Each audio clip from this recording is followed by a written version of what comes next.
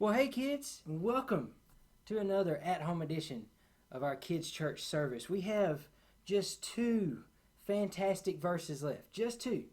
And I had a special assignment that I posted on Facebook and sent out an email and a text where I wanted you kids to be a part of next week's video. And the way you can do that is to memorize one of our fantastic verses and record it. Get your parents to record a video and send it to me by Thursday. Now, I've gotten 10 of y'all signed up. So there's just two verses left. And that's of the time of this recording. So tell your parents to contact me and let me know if you're interested. And if I happen to already done all the 12, then maybe I can figure something else out for you. But as of right now, there are two verses left. So if you want to be a part of next week's video, then make sure your parents get in contact with me to pick up one of those verses. But today's fantastic verse is a really good one. All of these are really good one. But let me ask you, how many of you have a best friend? Okay, a best friend. Not just a friend or somebody you know at school that you play with, but a best friend. You know, those are hard to come by. And as you get older, it's going to kind of point itself out who really is your best friend, who really stands out above the rest. But friends are special people.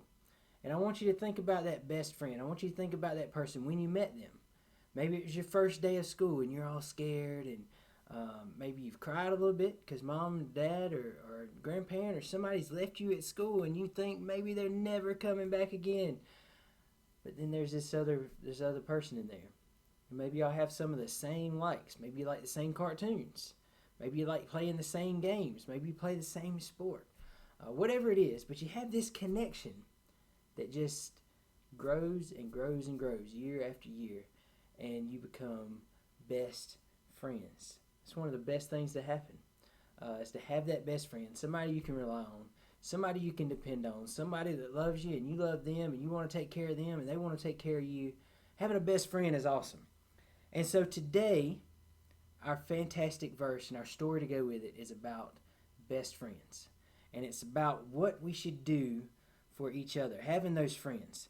Today's fantastic verse is Proverbs 17:17. And it says this: a friend is always loyal, and a brother is born to help in time of need. A friend is always loyal, and a brother is born to help in time of need. Now, friends, they love each other. Always. They always love each other. Friends are always thinking of the other person. They aren't thinking about what they can get from their friend. It's usually what they can do for their friend. And best friends just take that to another level. And so today's Bible story, which comes from 1 Samuel chapter 18, y'all say that, and 1 Samuel chapter 20, y'all say that. So we're actually going to be in two different chapters today. I'm going to read part of it and tell you about part of it. But in 1 Samuel, we see an awesome best friendship between David and Jonathan. Now, they had a great friendship, and they really kicked it off right at the beginning when they met each other. So let's go ahead and read 1 Samuel 18. And it says this: after David had finished talking to Saul, he met Jonathan, the king's son. There was an immediate bond between them, for Jonathan loved David. From that day on, Saul kept David with him and wouldn't let him return home. And Jonathan made a solemn pact with David because he loved him as he loved himself. So right from the get-go, Jonathan and David met each other and just became the best of friends. And David ended up staying with Saul and grew up with Jonathan and was able to build this relationship with him. And David did a lot of great things for Saul. And he was a commander of armies, and he would go out and they would conquer people they needed to conquer. And people sang songs about it. And people would sing about how awesome Saul was, but then they would sing about how much more awesome David was. And because of that, Jonathan's dad, Saul, became kind of jealous of David. And that wasn't a good thing because his jealousy got the best of him. And in a few occasions in life, Saul actually threw a spear at David and tried to kill him. And that's not a good thing at all, right? Especially because Jonathan, the king's son, was David's best friend. And so they go through life and go through all this stuff, and they get to a point where David is just sure that Saul is just going to do everything he can to kill him. And Jonathan, he tries to reassure him. He tries to say, no. My dad tells me everything he's going to do. He hasn't said anything about wanting to kill you, so I think we're okay. So they went ahead, they made an agreement, and Jonathan went to his dad to try to figure out how he really felt about David. And unfortunately, Jonathan found out that Saul was jealous of David, and Saul did want to try to kill David. And this made Jonathan really sad. But he was able to go and warn David so that he could run away. And so at the end of this section of their story, they had come up with this plan where Jonathan was going to shoot some arrows and have a kid run and get the arrows, and whatever he yelled at the kid, one way or another, would tell David if he was safe or if he needed to run away. So they did that, and verse 38 says, "Hurry, hurry, don't wait." So the boy quickly gathered up the arrows and ran back to his master. He, of course, suspected nothing. Only Jonathan and David understood the signal. Jonathan gave his bow and arrows to the boy, told him to take them back to town. As soon as the boy was gone, David came out from where he had been hiding near the stone pile. Then David bowed 3 times to Jonathan with his face to the ground. Both of them were in tears as they embraced each other and said goodbye, especially David. At last, Jonathan said to David, "Go in peace, for we have sworn loyalty to each other in the Lord's name. The Lord is the witness of a bond between us and our children forever." Then David left, and Jonathan returned to the town. So you see, when Jonathan first found out that his dad wanted to kill David, all he could do is think, what is it that I can do to try to protect my best friend? He had to come up with a plan after he found out that the rumors were true to get David to safety. And that's exactly what he did. And you know, that's something that any friend would do, right? If you knew that your friend was in danger, you would do what you can to try to help them. Well, here's the twist. Jonathan was a prince. Jonathan was the one who was supposed to take the throne after Saul. But Jonathan knew that a king was coming after Saul that wasn't going to be him. It was going to be David. And so not only did Jonathan help out his best friend, but Jonathan helped out the guy who would take his very throne that he was one day supposed to have. That's how loyal and how great their friendship was. Jonathan didn't let thrones or kingdoms or riches or anything get in between him and David. They had made a vow to each other. They would always look out for each other. And he loved David more than he loved his own life, more than he loved the throne, more than he loved any of that stuff.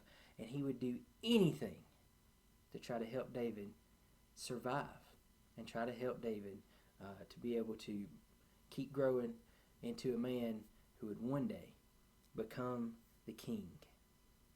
That's amazing. That's really amazing. I mean,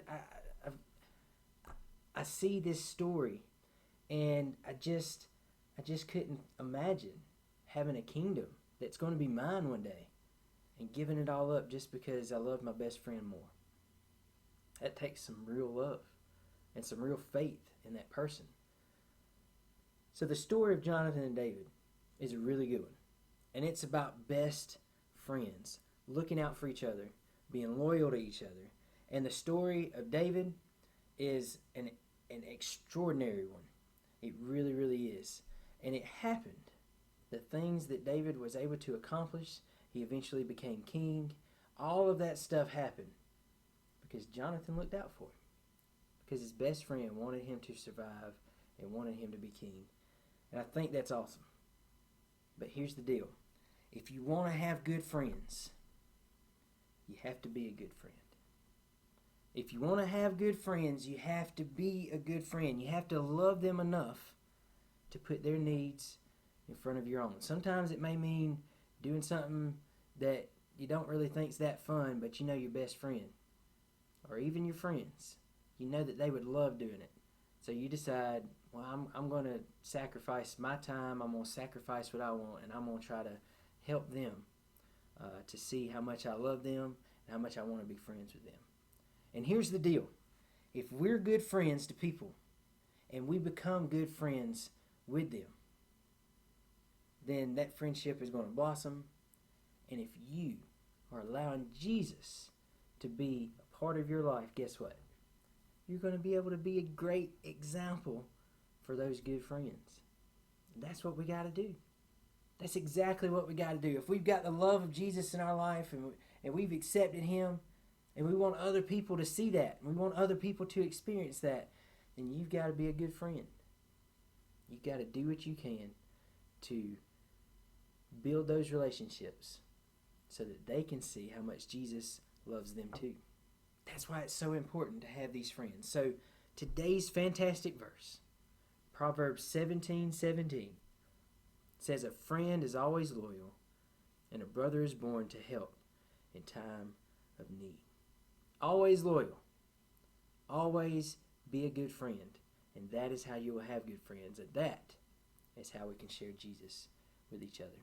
Y'all, I hope you'll go and read with your families. You can read this entire story between 1 Samuel 18 and all the way through 20 and fill in all the blanks. And talk with your folks about it. And just see how this friendship blossomed and how they kept looking out for each other.